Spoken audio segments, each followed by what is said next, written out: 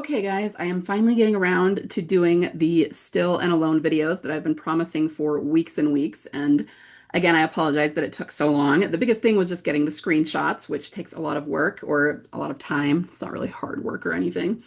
Anyway, we're just going to dive into still. I think, when I was asked to do these videos, I was basically just asked to do analysis on them, obviously from a TD perspective. But it wasn't really specified exactly what you wanted. So I think what I'm going to do is I'm going to just go through screenshot by screenshot. I had to use screenshots because YouTube won't let me put videos on because of copyright reasons. And I'm just going to talk about what's going on in each scene and what I think it means. And then I'll kind of do an overall analysis for like what I think they were trying to accomplish with this at the end. And of course, there will probably be more for alone because then we can look at them together, but we're just doing still for this episode. So let's just dive right in. Okay, this is like the opening shot. We do have the moon and we don't see it all. Even though it looks like it might be a full moon, it's got kind of a half moon vibe to it because the trees are in the way. And we've always thought that was on purpose. Beta, his stage name as a singer was Half Moon. And we always thought that that was on purpose and that there's something there. So anyway, this is the opening shot and you can't see this well in a screenshot. This is the biggest problem too with doing screenshots is that sometimes they don't capture very well what you're trying to get at. So I will try to explain them when that is the case. This figure here in the distance, which is kind of a stick figure, is actually a person or walker walking across the road. I think they're walking from left to right. And the thing is, they're moving pretty quickly and pretty smoothly. So there has been some conjecture that that might not be a walker. I mean, that's like the obvious thing that it's just a walker because, we see shots of walkers all the time, especially as like opening shots or closing shots, just to illustrate the world and everything. But a lot of people think that this was not a walker, that this is a person, and it might be an indication that Beth and Daryl were being followed or watched. We don't know that for sure. It is a theory, but it's an interesting theory, right? So then the camera pans back and we find this wreck with all of this debris around it. And so I just kind of took a few shots that I think are important. This is a black bag, a whole lot like the one Beth carries later. And you can even see that there's stuff spilling out of it. This looks like newspaper more than anything else, but it kind of looks like the money that spills out of her bag. And then we have this. This is not a tire. It's like a hubcap, I think. But that's going to end up being important. And then we have this walker. You could definitely say that this walker has some head injuries. We can't really tell if there's anything on the left side because it's kind of pressed against his sleeve here or her sleeve. You really can't tell whether this is a male or a female walker. But they're missing an eye, which is a serious thing. And the biggest thing to me is that the arm is laid out like this. This is exactly the way Beth falls at Grady. So this, along with the mannequin arm that we'll see later, those are the biggest indications to me that they did not just suddenly kill Beth off in that episode. They were planning it for a long time and they were foreshadowing it all the way down to the way her arm would fall. That is meticulous planning. And we know that Gimple does that. Okay, so this is just proof of it. I really do, maybe I should say this before I go any further. I really do feel like everything both still and alone, but especially still, is telling us what's going to come up next. It's like they're giving us a quick glimpse, a brief foreshadow into what the arc is going to be. And this is part of how they're doing it with the black bag and, the hubcap, and then now the way this walker is laying, and even the fact that it's a car, right? We believe she was left in a car. We believe she was left in the trunk. We're about to see them get in the trunk, but this is really interesting because the door is like yanked off the car.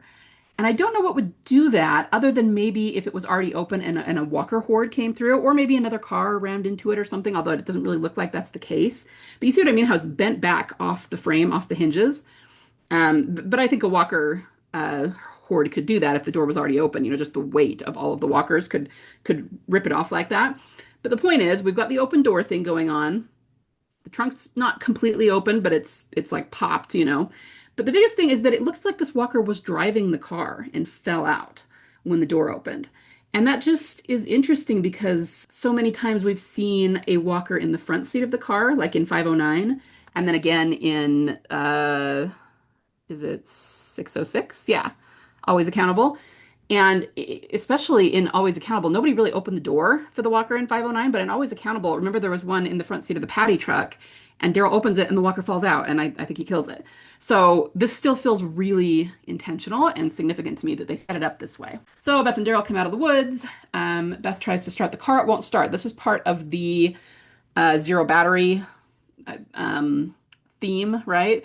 And we see this especially in 502 Strangers when the car won't start, but there's a portable battery charger in the trunk, and then Carol ends up taking it in Strangers.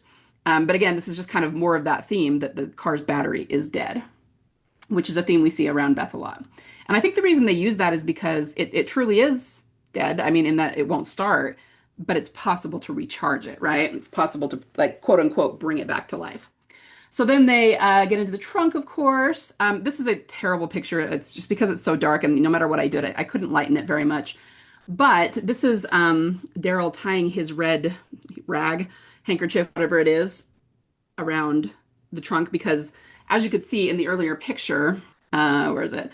It's just all bent, right? It's not going to close correctly because the car is so banged up. So he has to tie that together to hold the trunk shut. And, when I mean, this is something I've seen a lot of times, but what it reminded me of is, I don't know what quite to make of this. In season, let's see, 7. In fact, I believe it was the finale where Sasha died. We had a red umbrella, and that really caught our eye because it was like this bright red eyesore kind of umbrella that one of Jadis's people had. And then, after the battle with Negan and, Sasha dies, they use that red umbrella to hold the door shut, the gate of Alexandria, so they couldn't get it open. And then Daryl climbs up over the top and looks, and they've already all gone, fled in their cars. But you can see that the umbrella was holding the door shut, and that's why they couldn't get it open. So I feel like there's a parallel here, and we've probably seen it other places and missed it, but I'm not even sure exactly what that is. It's something red being used to hold a door closed. In this case, it's actually keeping them safe because the Walker horde is about to surround them, right? In the case of Alexandria, I mean, I guess it was kind of keeping them safe. It was a closed door against walkers, but also they were trying to go out and follow Negan and like do battle, which would have been dangerous. But at the same time, it was kind of detrimental then because they wanted to do that. They wanted to take out their enemies so that they couldn't come against them again. And they were barred from that because the door was held shut. So anyway, just an observation. I'm not even exactly sure what to make of it, but I'll have to think on that more. And that popped into my head when I was watching this, and I was like, oh, I have never even equated those two things before. That's interesting. This is another shot that the screenshot is terrible. Okay, this is them looking out from the trunk again because the trunk is not closing, flatly. It's all bumpy and everything. And these are just like the shadows of walkers moving by. So it's really hard to capture that in a screenshot because you can't really see it unless they're moving. The shadows are moving. But what it reminded me of is we actually see that in the Beth Flash, that's in the opening credits starting in season 5 until between season 5 and 10, I think. We see like the shadows of walkers under the door. And this looks a lot like that. So it's something that I think can be associated with Beth. All right, so we have this trunk thing, and I mean, I don't know that I have anything new to say about the trunk. I assume it was the Talking Dead after this.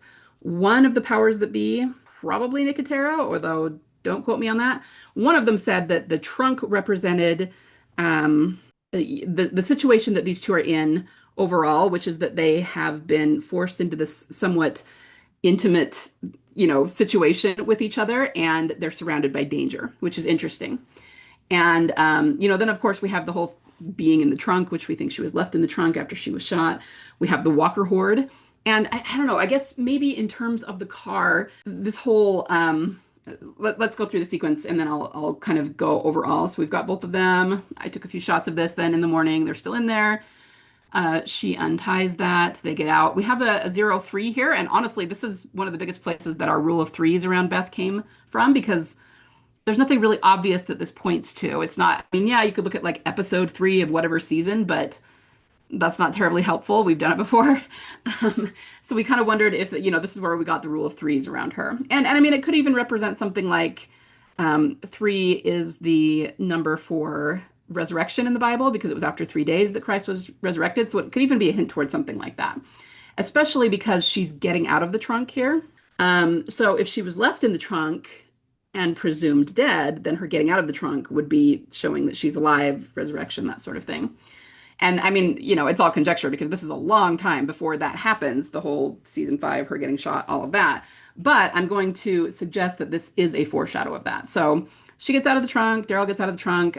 They start picking things up. And actually, what she picks up are interesting here. And this is the kind of thing that the skeptics like to say that we are reading too much into things. There are some things that they pick up that are part of the plot later on. So they're very logistical, logical things that they pick up.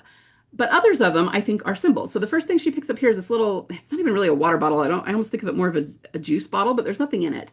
And obviously, the only reason she would pick that up is as a vessel to hold water, right? If they can fill those up and then need to move away from the river, they need water bottles. But water has always been a symbol of.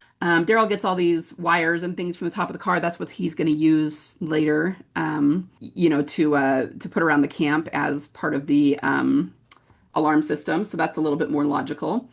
Beth gets glass and also the side view mirror from the car, which she'll use to start the fire. But again, broken glass, I think, has always been a symbol of Beth, and fire definitely is. He also gets this metal hubcap thing, which will also be part of the alarm system. But I feel like this could also represent the wheel falling off. We've seen that a lot, and I've talked about it a lot. The wheel falling off of something, I think, represents, I always have a hard time explaining it, like something that went wrong, right? If you're driving along, everything's hunky-dory, and then your wheel falls off, then that's like, oh, crap, something went wrong. It's like you have to stop, you have to figure this out, and things are just not going as smoothly as before.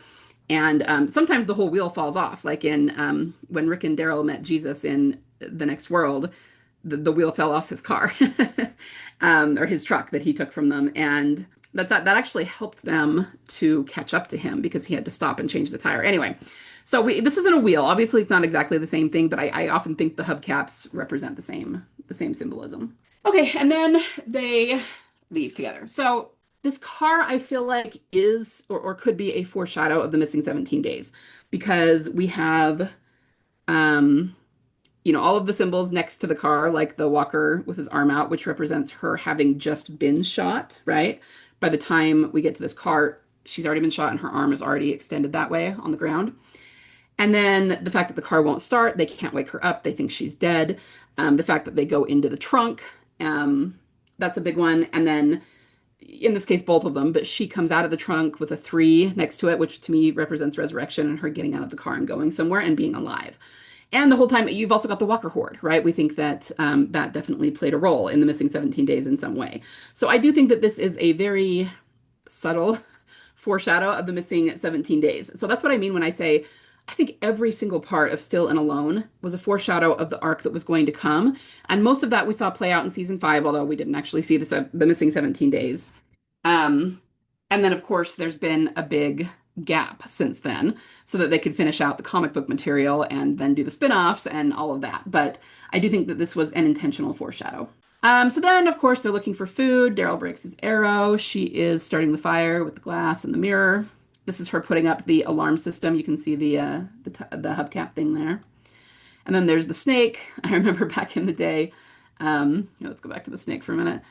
People freaking out about this because they were wondering, number one, if they actually killed the snake, and number two, if, Norman was in danger because this is a rattler. It is a very poisonous snake, and I don't even remember what the powers that be said about that, but clearly they were taking all the precautions they needed to. I think the snake is one of the biggest reasons that people think of this as an Adam and Eve analogy kind of thing. And I do believe one of the powers that be might have said that it was a little bit of an Adam and Eve analogy in the sense that it's just the two of them. And that also works really well with the song she sings later, Be Good, because at one point, some of the lyrics of that song say, we're alone in our own world. And so then you have the snake, right? Which is also part of the Adam and Eve story. I don't know. I've never really thought of it myself too much as an Adam and Eve thing. Not that that's incorrect, but that's just not kind of the way that I look at it. The snake, we also have other snake symbols in the show, like the Ouroboros, that is mostly around Morgan and his Aikido. And snakes can represent eternity. They can represent infinity. They also represent, more than anything, I think that this is a representation of pain. And I'll explain more as I go along why I say that. But I think we see a lot of, I mean, obviously, we see a lot of healing in this episode. So, I mean, yes, of course, the snake came into Eden to tempt Eve, and it led to the fall of man and all of that. But the fall of man also represented mortality and suddenly having pain and having sickness and having grief and having all the things we go through in mortality. I mean, that's kind of part of it. And so I think to me, anyway, it represents more that just to show that they're both in a lot of pain that they haven't dealt with at this point. And I personally, that's the way that I read into the snake the most. Not that the other ways are incorrect, but that's what I lean toward. And I'll explain more about that as we go along. So then, of course, there's the ladybug. And you guys, the thing that's important about this, we see this several times. I mean, they really focus on her and the ladybug. But we also saw ladybug drawings in her cell at the prison. So because of that, we can be sure that this is a Beth symbol because they used it so many times and so obviously, right? So there's two things I want to connect that to. One, we saw ladybugs at the school. In Daryl Dixon, the spinoff, he went to that. It was the young woman who had a whole bunch of kids she was taking care of. Her name was Lou, I believe, in France. And we said immediately that just had Beth vibes to it. She was taking care of children. She was very forward thinking, and Daryl was very impressed with her, even though he didn't know her for very long, and there were ladybug paintings on the walls there. So all that tells me is that we were correct in that interpretation that she was meant to be a proxy of Beth. Obviously, he is not going to have a relationship with this French woman named Lou. It's not that. It's just that she's meant to be a proxy of Beth and a foreshadow of Beth, right? The other thing that I want to connect it to is the wolves, honestly. And the more I thought about this, I mean, the biggest thing specifically to deal with the ladybug is that one of the wolves was named aphid, and the ladybug is the natural predator of the aphid because aphids are pests and they tend to eat through people's gardens, right? And if the ladybugs, though, will eat the aphids and protect the garden. So, TD immediately picked up on that. We're like, okay, where's Beth? Because Beth is the ladybug and the wolves, one of them was named aphid, so it seems like she's going to be the person that takes out the wolves or something. That seems like that's what they're trying to tell us. And obviously that's not what happened in season 6, but between that and the Up the Wolves song, I mean, the wolf symbolism hasn't gone anywhere.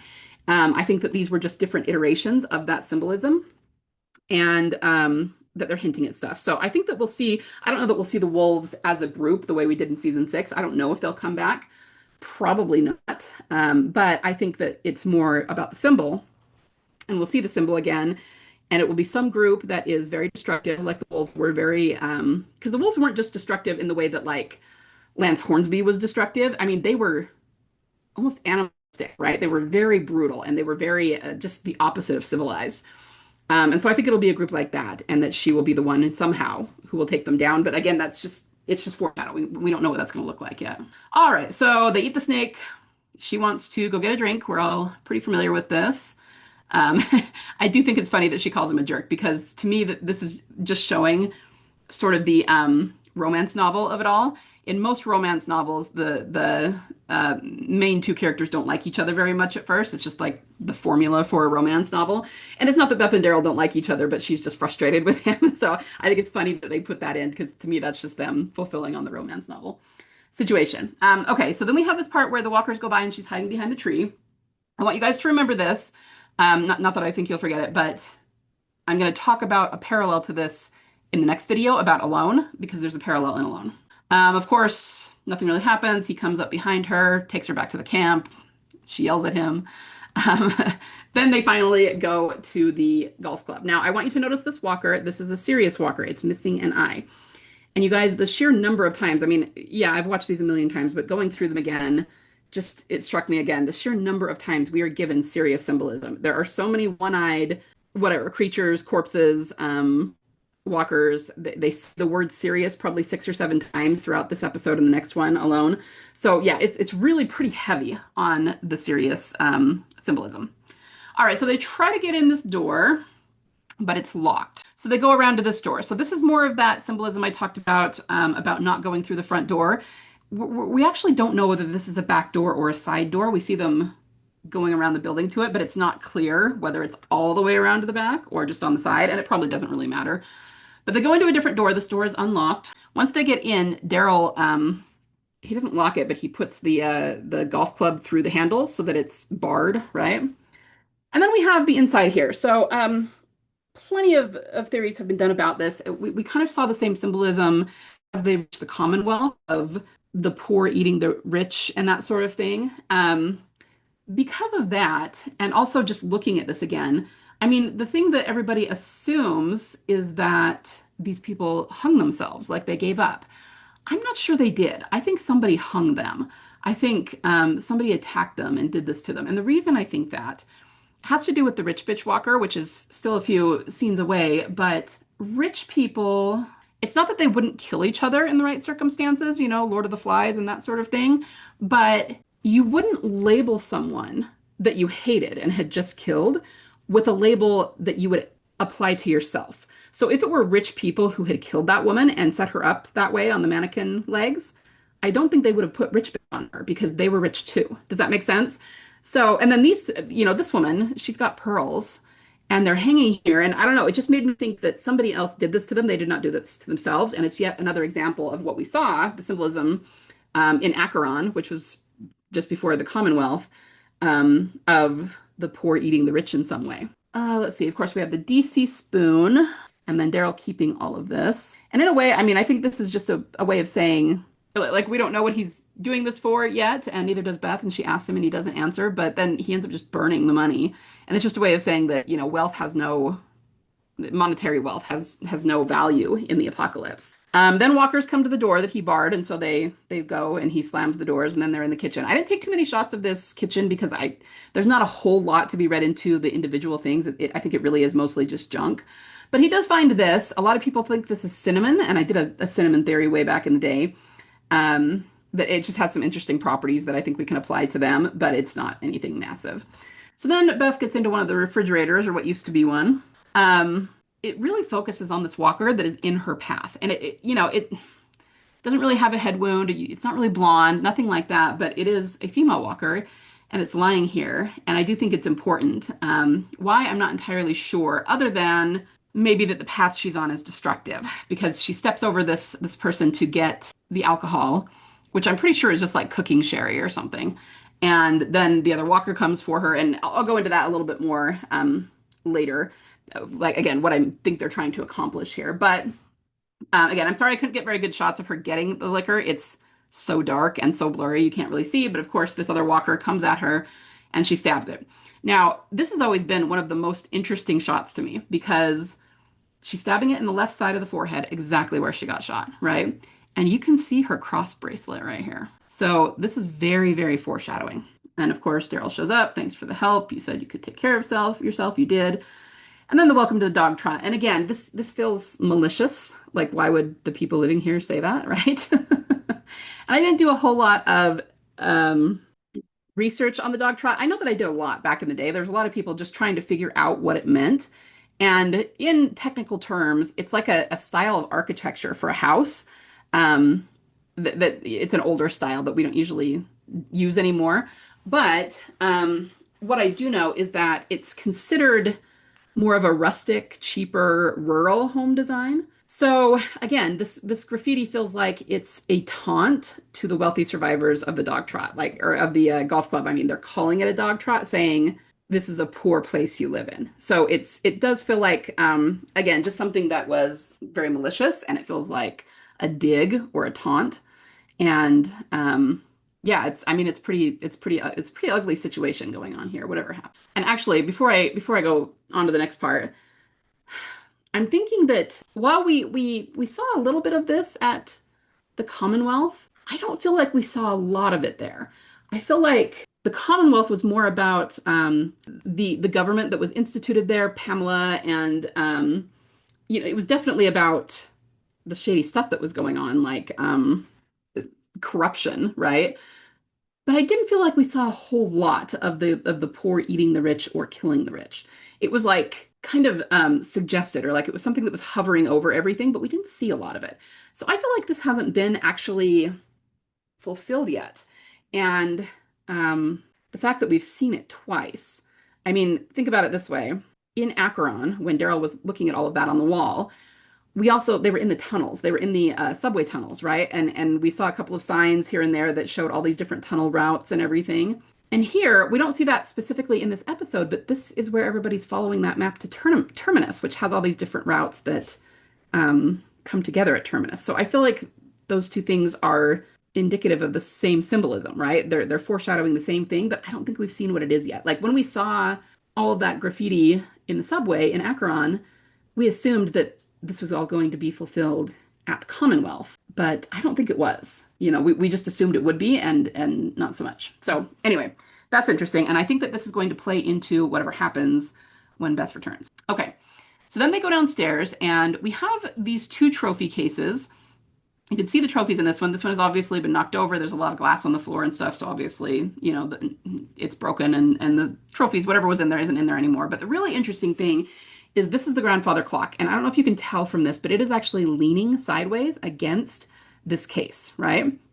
Which is a very physical representation of time being skewed. So much so that Daryl actually pushes it back up so that it's sitting on all of its feet again, right? So it's right side up.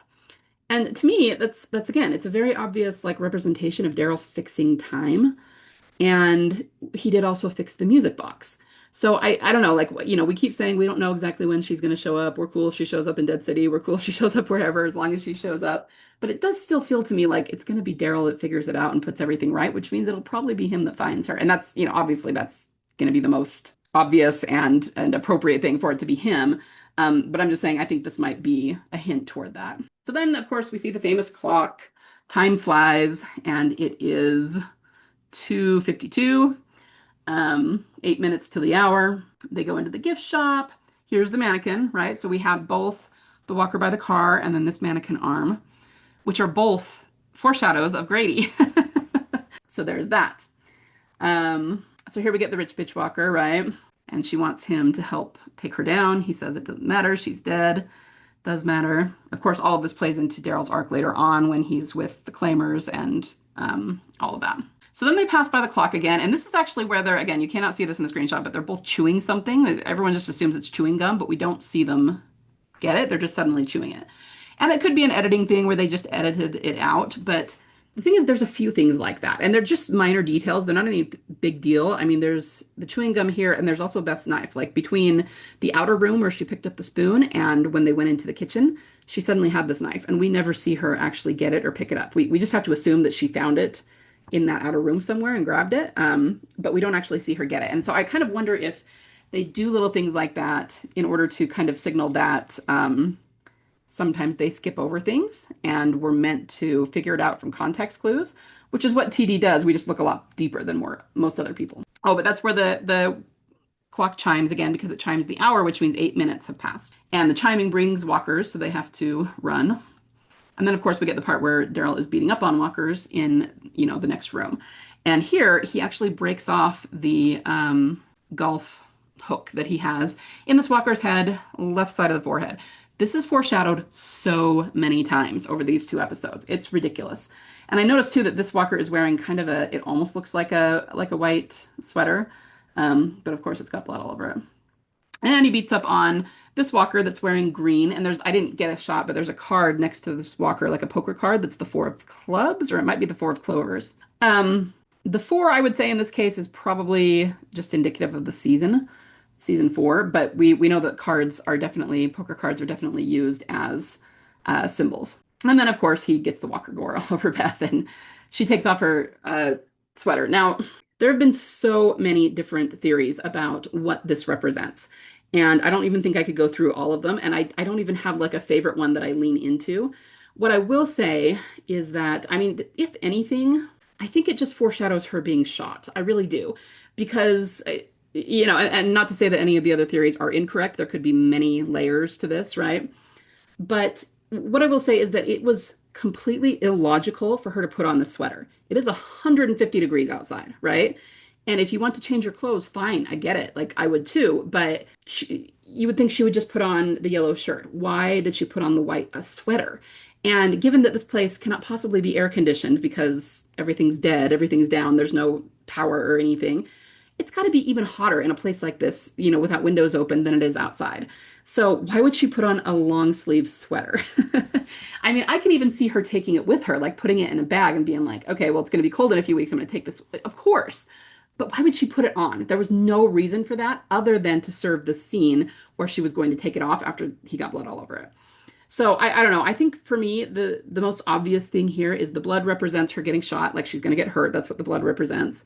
And I think the white represents her innocence and her sort of like, we always talk about how she's less mature, not in the sense that she's like immature and whiny, but just that she's young. And when we see her again, she will be stronger and more mature and all of that. And I think when she gets shot, that's going to be a big catalyst for the way that she changes and some of the transformations she goes through as a person. So I think this represents her getting shot, and then she takes that off because she's shedding her innocence.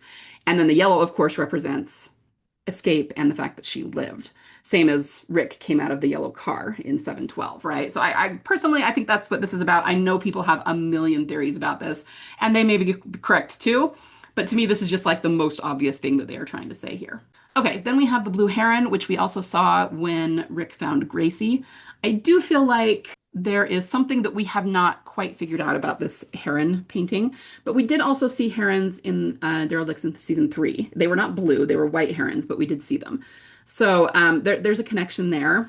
And it probably has to do with survival, I would think, because, we tried to associate the heron with, maybe finding Beth, and that could be a thing. But she says here, we made it, while she's standing in front of the heron painting. And that's about survival more than anything else. And, maybe the reason they had that behind Rick when he found Gracie is because she's a baby and she survived and then was, given to Aaron and found a family and all of that. And then in Daryl Dixon season 3, it could be the same thing. They survived the boat wreck. I don't even remember exactly which scene it was in, but anyway, it's more detailed than just that. Saying it's about survival is very vague and high level. But that's about all I got right now. My other question is whether this right here might be an owl. I don't know what that is, but it kind of looks like an owl to me. And an owl is another symbol we've seen quite a lot. Okay, so we made it. She gives him the whole speech about how you think it's stupid. It probably is, but all I wanted to do today was lay down and cry. And we don't get to do that, so beat up on walkers, but I have to do this. Then she goes into the bar. This is an interesting shot to me. I mean, again, remember that they don't have to show these things. They go out of their way to put certain shots into the episode. And this looks like a couple to me. It looks like, it's a man and a woman, obviously. And, in the show, they might not actually be a romantic couple. These could be two bartenders who were coworkers and got killed at the same time when someone came in and shot them or something. But it's a man and a woman. She looks blonde.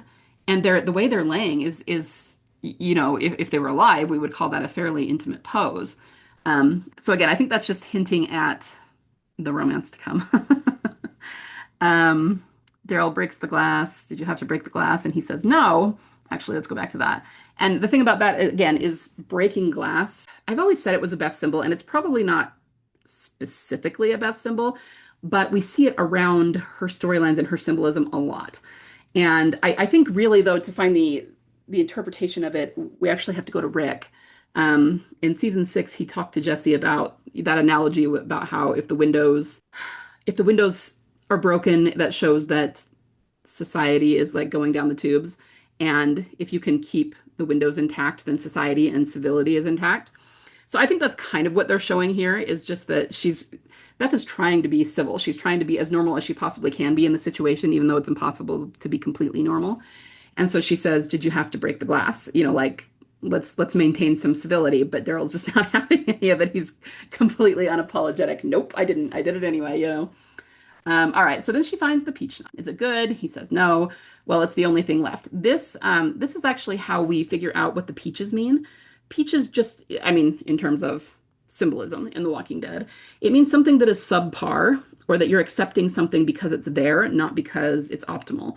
It's a little bit online with like surviving versus living, and so if it's the only thing left, then she'll accept it. But that doesn't mean that she necessarily should, right? And then, of course, we see him break it and say, we're going to get you a real drink. So, anytime that it talks about peaches, it's something that is weaker or subpar, and that they're only accepting because they feel like there's nothing better, right? Now, here's maybe one of my biggest takeaways about when I was watching it this time, well, okay, first of all, in terms of civility, she tries to find a glass. She picks up three or four of them, and all of them have blood in them, which is really gross. And that's why she says, "Who needs a glass?" And then goes to the schnapps. Of course, we have the dartboard here. Oh, and this is just something that's kind of funny. I remember them talking about this. These guys, I do not recognize all of them or even most of them, but they said that these were executives that worked on the show, and I think some of them may even be AMC executives. I'm pretty sure this one's Gimple, or at least it's based on Gimple. So that's just kind of funny. Anyway, detail. Okay, so she says, "Who needs a glass?" And then she goes to drink out of it. Now, here's the thing I was thinking about. We all talk about Daryl's pain because that's very obvious, and how he shuts down and is robotic, and Beth helps him to, um, express his feelings and work through it and come out in a better, healthier place by the end of the episode, right? And that's all true. But I think sometimes we don't think too much about Beth and the pain that she's in because she's obviously in pain. She's grieving too. She's grieving her father. But um, both her and Daryl, they really do both avoid pain. They just do it differently. And I mean, it's just them. It's like the human condition, right?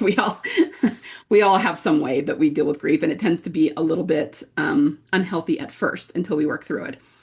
But I feel like the grief that Beth had early on in season two over her mother, and her brother and everybody coming out of the barn and her suicide attempt and all of that, I feel like she's worked through that pretty well, which is why she was in a fairly healthy place at the prison.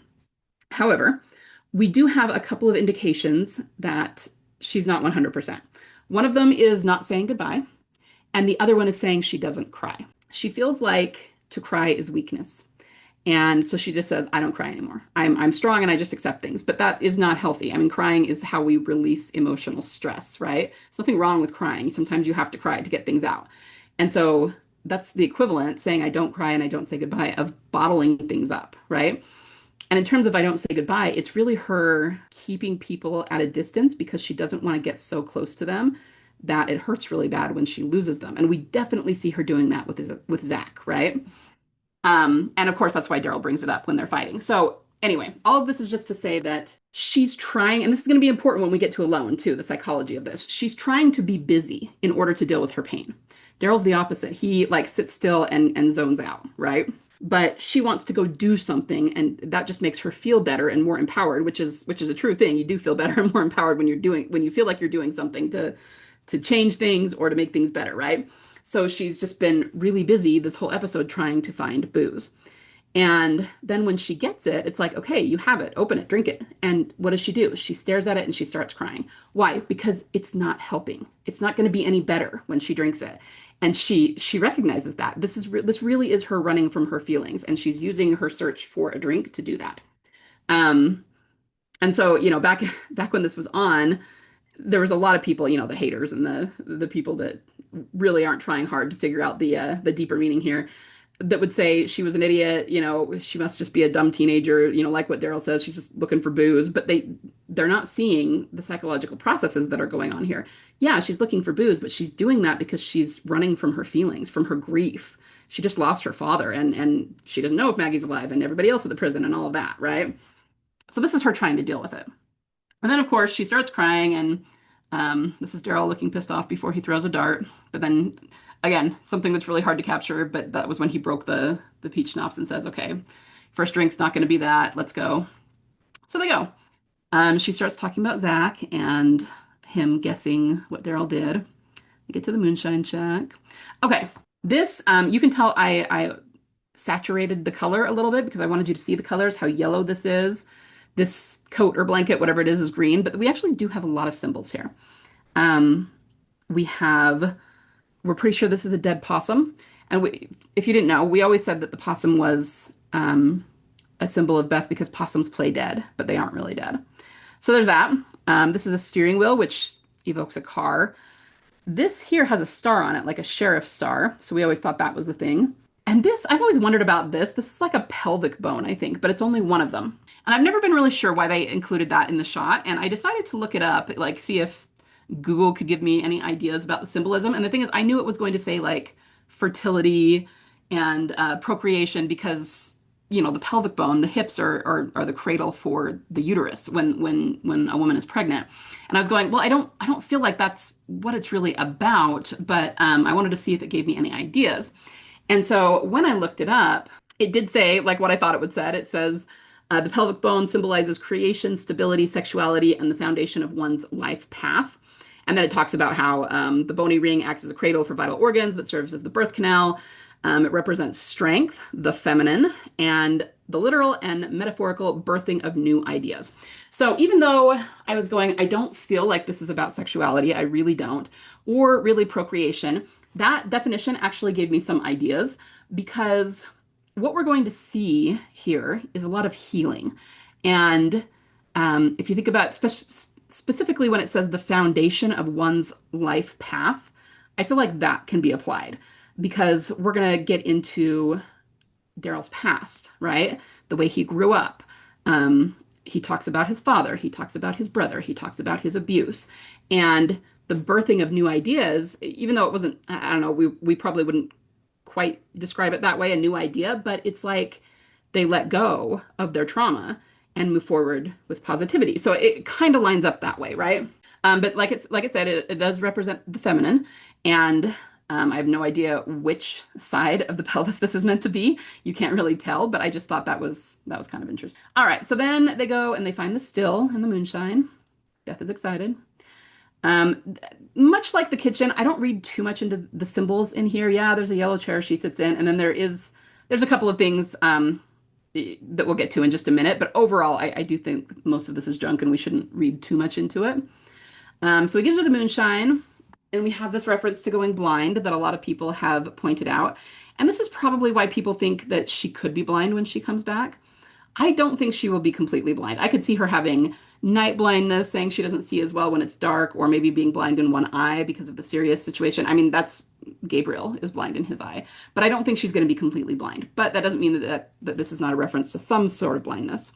But I also think that it has a reference to metaphorical blindness. We see a lot of the see no evil, hear no evil, speak no evil. And maybe it's also a reference to them not seeing the bigger picture when we talk about that maybe the CRM or, some whatever shadowy organization was following them around and in this area and they just couldn't see it. It could also be a reference to that. Because she says it again when they're on the porch, when, near the end of the episode, she says, I'm happy I'm just not blind. So there's more than one blindness reference, and I do think that's intentional. I don't think we can disregard that. He says nothing worth seeing out there anymore anyway. The second round's better actually caught my attention this time through because I thought it might be a reference to the second round when Beth comes back, like the second round of Bethyl or the second try at their relationship since the first one didn't go so well. And I mean, the thing is, she didn't really have a second round. She had a second sip of the same round. So it's kind of an odd way to phrase it. And again, yeah, you could argue that it's just, I'm splitting hairs and it's just the way that the writers put it in, but they're so meticulous with their dialogue. I think they used specific words that most people wouldn't question in order to foreshadow something. All right, so what, you're like my chaperone now? Okay, so this is one of the symbols that we can look at. Pink is Beth's color, and there was the, I am not going to remember what season it was, but they did a premiere show that Emily went to, and she was wearing something that looked exactly like this, which we do think was a reference to Beth. So this just serves as the Beth symbol. That's one that we focus on. The other one is this picture here. This is maybe not the clearest picture of it, but it's an eagle. Looks like very much like an American symbol, American eagle. But the way that it is with its head up and its feet down, it looks like it's rising like a phoenix. And we're pretty sure this is a military symbol. There are more than one military insignia that have something very similar to that, which again, to me, foreshadows the CRM. I don't see what else it could be. So we're getting foreshadows of what's going to happen, but not for like many, many seasons. This is where he's talking about his dad. Shot things inside your house. She's laughing because he said the thing about the internet and it was the newspaper, and then he dropped it. That's what she's looking at. So then the walker shows up and they decide they're going to be quiet and see if the walker goes away. And he says, home sweet home. We had an episode named that, which had a lot of Beth symbols in it, a lot of things that reminded us of Beth. I don't think we've entirely hit on the meaning of this yet, because here Daryl is being very sarcastic. Um, in that episode, Maggie was searching for Herschel. Remember, he went missing and they were looking for him.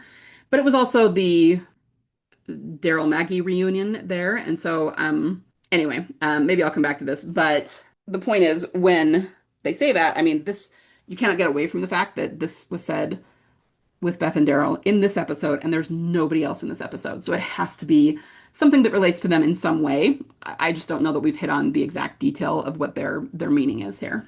So then they play their game. I think my biggest thing here, which has been said, this is not new, is just that every line here is a foreshadow. So I've never shot a crossbow. In the next episode, she does. I've never been out of Georgia. It's not until after Beth gets shot in Coda, but then he goes out of Georgia.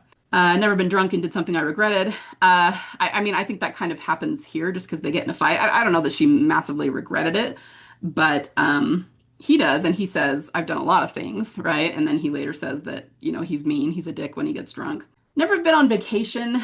I don't know that we've seen this one yet. I don't know. I suppose you could suggest, although it really wasn't a vacation. He does go to Europe later on, right?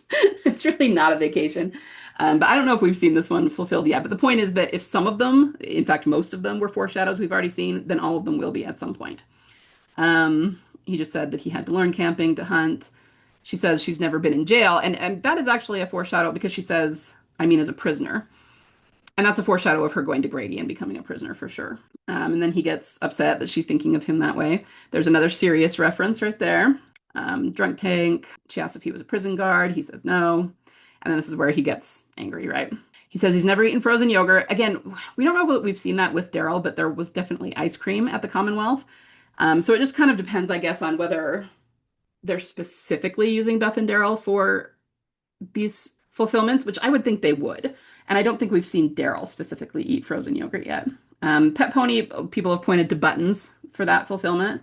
Santa Claus, probably haven't seen that yet. We talk a lot about the Christmas theme. Never relied on anyone for protection or anything.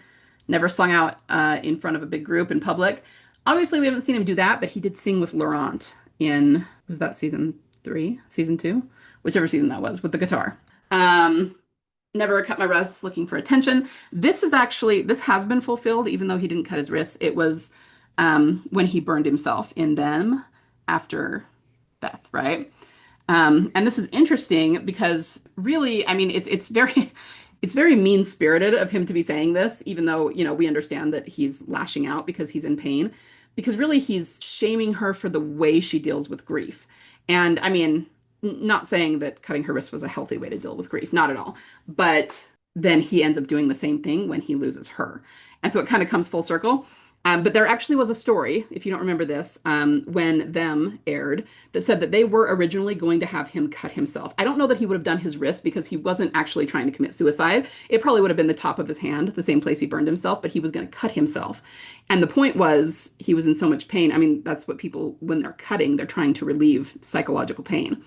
But Norman asked them to change it because he just felt like burning with the cigarette was more like in line with Daryl's character. And he also didn't want them to think that when he cries after that it was because of physical pain. He felt like with the cigarette, it would be more obvious that it was psychological pain. So they actually allowed him to change that, but they were originally going to have him cut himself. Again, probably not his wrists. But anyway, the point is this has been fulfilled as well. So he gets really loud and the walker gets really loud. They go outside. I've heard people say before that this walker looks a little like Zach. Not in the sense that you would mix the two up or anything. I think this gentleman is quite a bit older than Zach was at this point.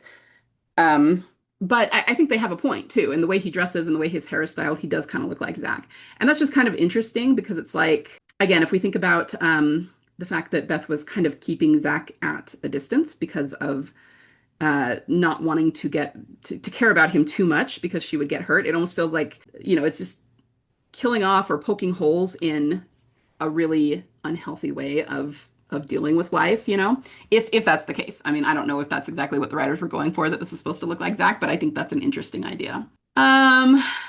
So we have this fight. I don't know if I got all the dialogue here, but we're all very, very familiar with this, right? let's see, killing them is not supposed to be fun. And she gets after him about acting like he doesn't feel anything, like none of the people we lost meant anything to you. This line, of course, we hear this line of dialogue more than once, so we always read into it because that was originally Beth's line of dialogue. Now, this is where she gets to talking about, well, okay, first of all, he just sees another dead girl. I'm not Carol or Michonne or Maggie. I survived and you don't get it because I'm not like you or them, but I made it and you don't get to treat me like crap just because I'm afraid. So I want you to remember this too, because I'm going to talk about it when it comes to Alone. The fact that she says he's afraid and he says, I'm not afraid of anything. We have a very similar, almost identical exchange between Sasha and Bob, and that's going to be important. Okay, then she says, I remember. And this is where I started thinking about what I already said about how the stuff from the barn, and I think she's already really worked through that for the most part, in that she's not still carrying the grief of losing her mom or losing her brother. But like I said, she's like trying to shield herself from future grief by not saying goodbye and saying, I don't cry anymore. But it's kind of interesting what she says here. And you again, it's one of those things you have to think about the deeper meaning. She says, I remember when that little girl came out of the barn, meaning Sophia, after my mom, you were like me. So what does she mean by that? He's getting after her for trying to move on, basically, for being too optimistic about things. And she's saying that he was optimistic like that until Sophia came out of the barn. And then it was like that was such a trauma. And it was. I mean, I think that was traumatic for us as viewers too, not even just the characters. But it's interesting that she calls back to that. And I think that the writers are doing that on purpose because what they're saying is that Daryl has not dealt even with that. His trauma is not just about the prison going down and Herschel. I mean, that's the biggest one because it's the most recent, right? But they're even saying all the way back to Sophia coming out of the barn, and a lot of stuff happened after that. Merle died after that. He's lost quite a few people. There's been a lot of sad things that have happened since that, and he has not dealt with any of it. And she says, and now, God forbid, you ever let anyone get too close. And then he snaps back at her about her boyfriends and how she doesn't cry. Things escalate again. But she says, screw you, you don't get it, meaning it's not about getting drunk. He's not understanding why she's doing what she's doing. And then he says, everyone you know is dead. You don't know that. Might as well be because you ain't never going to see him again. You ain't never going to see Maggie again. And then we get the hug. So I don't know that I have anything else new other than what I've already talked about here. But it was important for them to really, honestly, even though they were being kind of ugly to each other in terms of what they were saying, it was really important for them to get that out. And I think that this right here is the reason this episode is so powerful and that everybody liked it so much. It really resonated because sometimes you just have to scream, right? And get out what you need to get out. And then after that, we see them doing better. And really what we're seeing in this episode is healing. We're seeing them healing their trauma. And that's why it was just so stinking powerful. So of course, then we're on the porch at night. They're drinking. I get why my dad stopped drinking. I wish I could feel like this all the time. That's bad. He says, you're lucky, you're a happy drunk. There's that lucky. It's applied to Beth several times. I always think of the time at Grady when she says it to Edwards, but she says, you're lucky. But he says it to her here too. You're a happy drunk. And she says, yeah, I'm lucky. Some people can be real jerks. He says, yeah, I'm a dick when I'm drunk. And then he starts talking about Merle. I don't have a whole lot more to say about this story.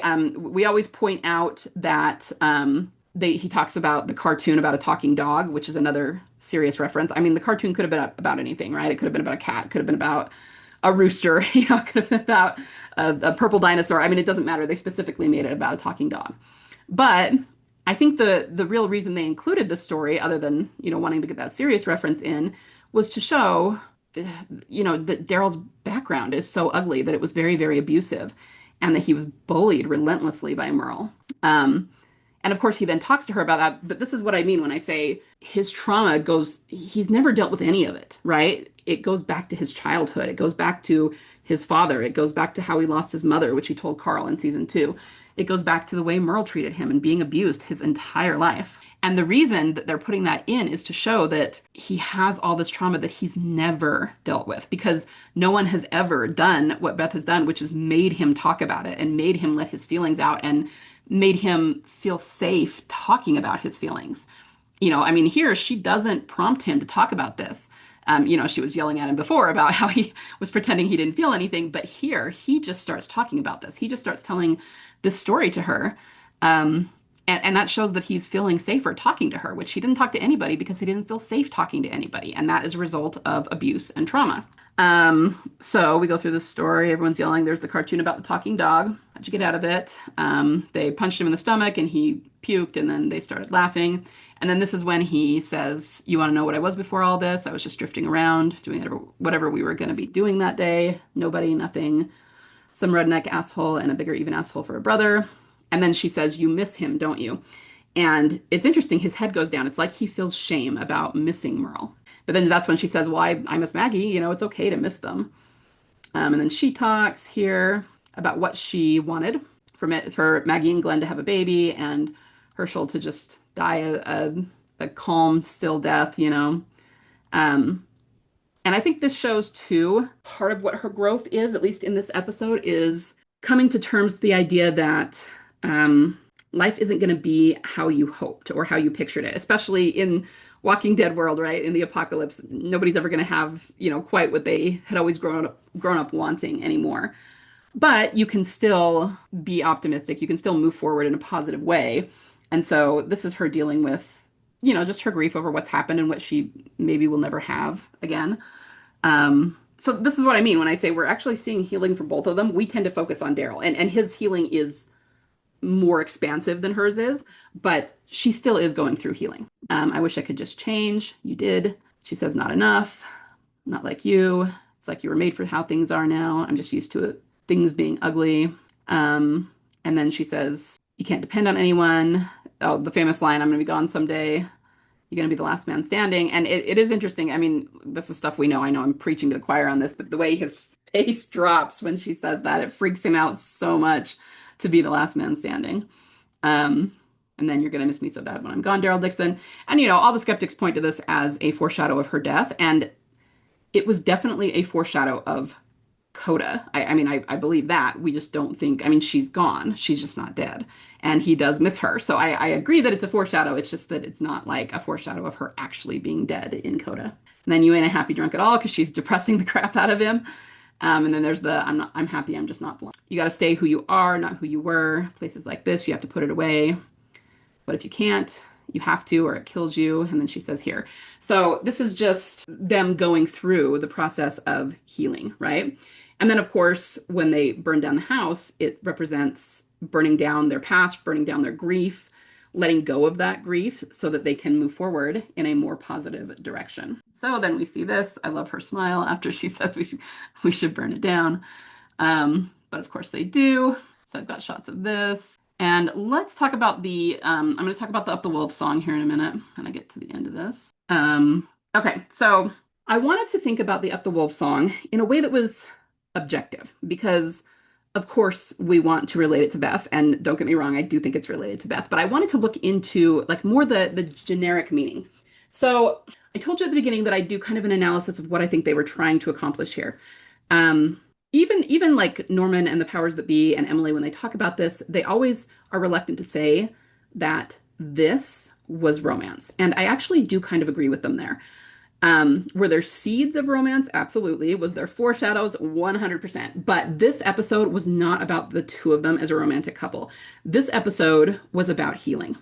And it's like and I think this is important for where we are now going into season 4 of Daryl Dixon, okay? I'm gonna relate the two and show you how they match up. So they were both so deep in their grief that they were like paralyzed. They couldn't really move forward.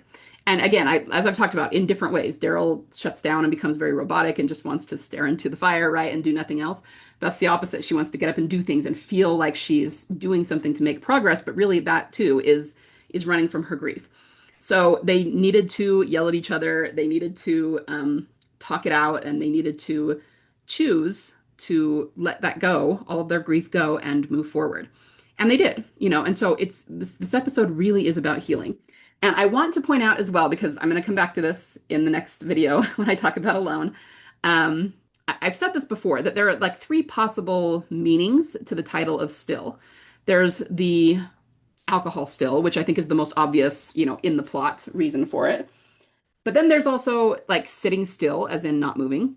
And then there's still, as in something that is continuing to happen. We are still doing something, right? Um, and so I did specifically not so much when I was going through still, but when I was going through alone, I did ask AI a couple of questions that I was hoping to get a little bit of insight on. And honestly, in this case, AI was not really helpful very much at all. It kept getting things wrong about the episodes, and I probably just wasn't asking a detailed enough question. And I didn't really want AI for this. But one little gold nugget that it did give me was kind of a contrast between still and alone. And anyway, I'll get more into that when I talk about alone. But here, it's just important to note that they needed to slow down and be still in order to process that trauma and their feelings.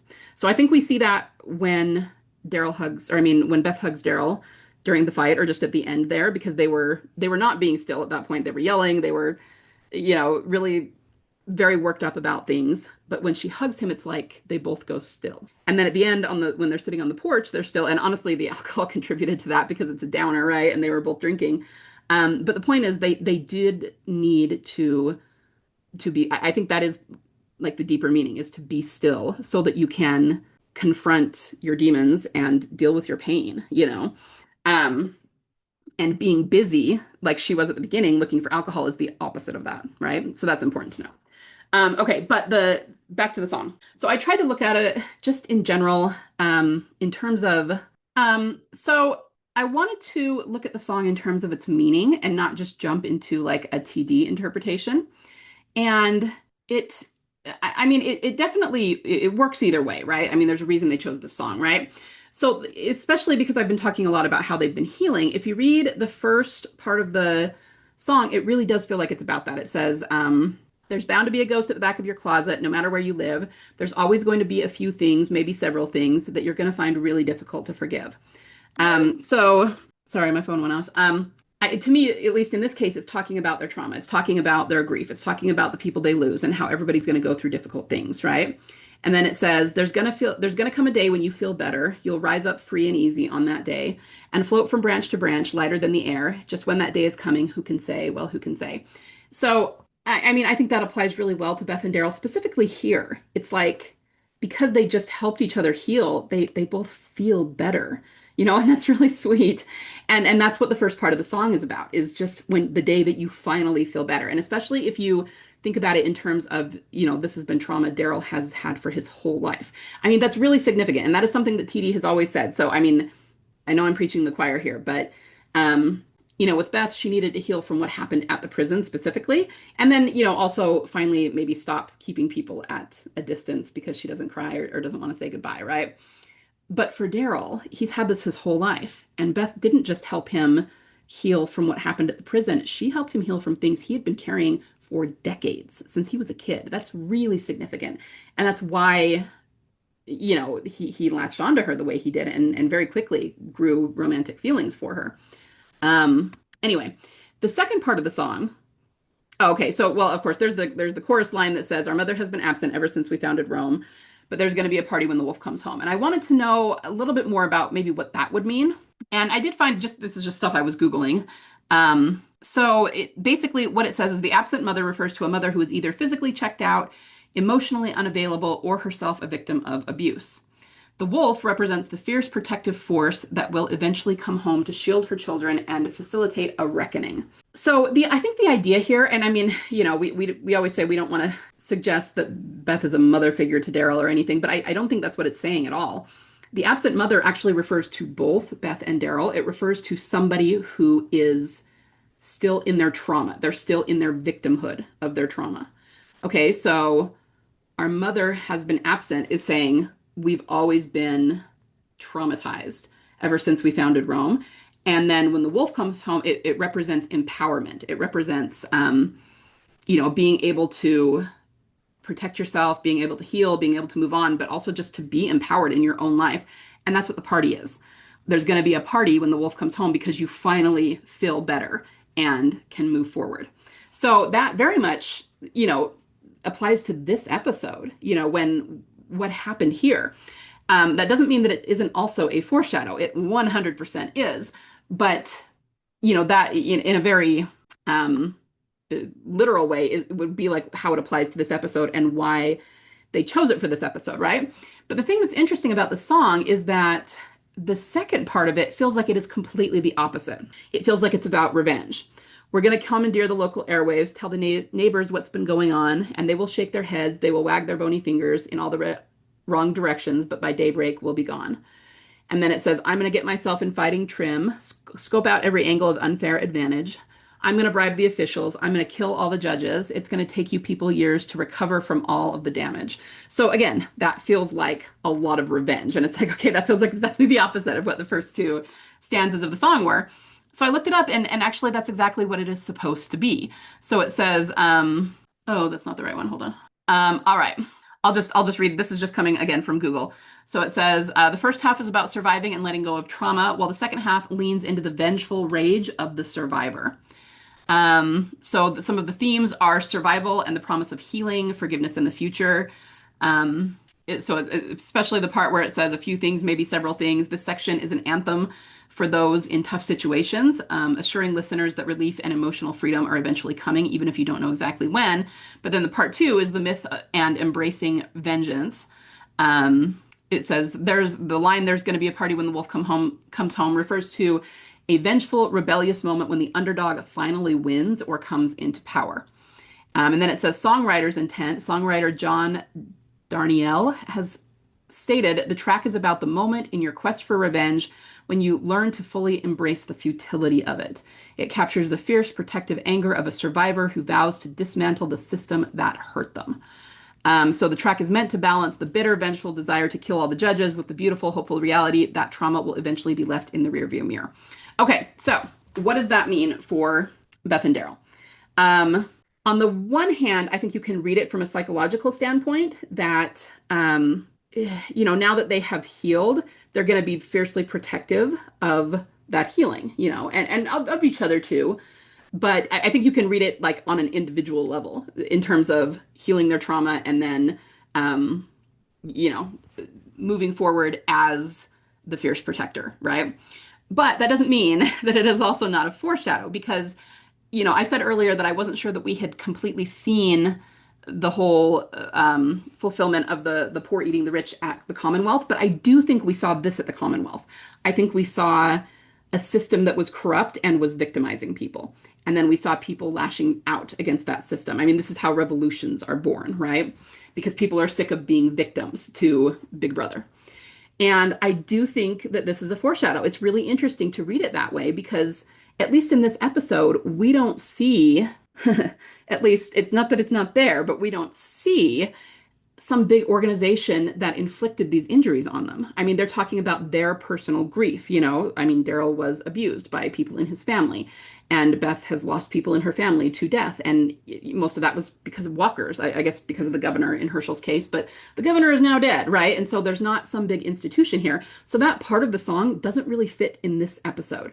But I do think that it's a foreshadow of just everything we always say, whether it's the CRM or someone else, there's going to be a big revolution. There's going to be, we're going to find some group that is very corrupt, that is victimizing people. And I do think that there's a very good chance that whatever shadowy group that is, CRM or someone else, or Grady or someone else, that they were very responsible for a lot of the events that happened in season 4 and 5, but Rick's group just couldn't see it. So I've talked about this plenty of times before, right? Somebody might have been following them. Who was Grady working for? Were they in contact with the CRM? The dog and then the walkers being on the porch was so shady and not natural. Somebody set that up, all of the things we always talk about. And so I do think that this is a foreshadow of, one day revolution that's going to happen. And it's important that it's around Beth and Daryl. And so I do think that it's 100% that it's foreshadowing her return and what it's going to be when she comes back. So anyway, read into that what you will. Research the song. It's fun. And of course, after doing this, and I didn't really listen to the song, except when I was getting screenshots, I guess I was more reading the lyrics, and then I had the song stuck in my head for like 3 days. So I always think it's funny that she smacks him and makes him do it too. But of course, there's going to be a party when the wolf comes home. And, like I said before, because of the Ladybug thing, we can tie that to the wolves in season 6, and then we have this wolf, symbol in the song as well. So those things can go together too. And then I always love that at the end he smiles because it's just he finally feels better, and that's just a great ending. Okay, so that is what I have for still. If I didn't answer anything you were wondering about, go ahead and send it in as an ask. It'll probably be at least a week before I get around to it since I'm going to be out of town for about a week. But yeah, I hope you guys like this. I probably should have said this at the beginning, but I'm sure that I missed things, and I'm sure there are tons of things that I didn't talk about because there are so many theories and so many little things that I don't think I could possibly fit them into one video. And honestly, I couldn't bring all of them to mind all by myself. But this is what I think about when I watch the episode. And it was really fun to go back and watch it again because it had been a while since and I hadn't really done a psychological read of it that way before. So that was fun for me to do.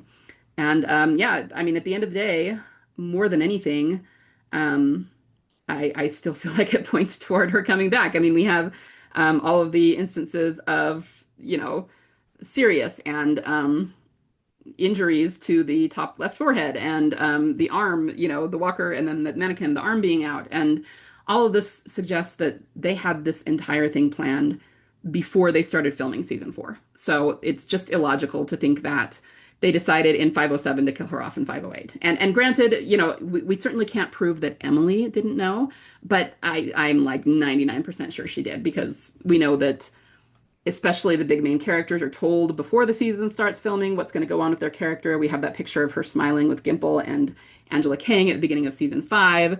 There's a lot of evidence. So anyway, okay, I've been talking way too long now. I will get the Alone episode out in hopefully a few days. And yeah, I will just see you then and talk to you soon.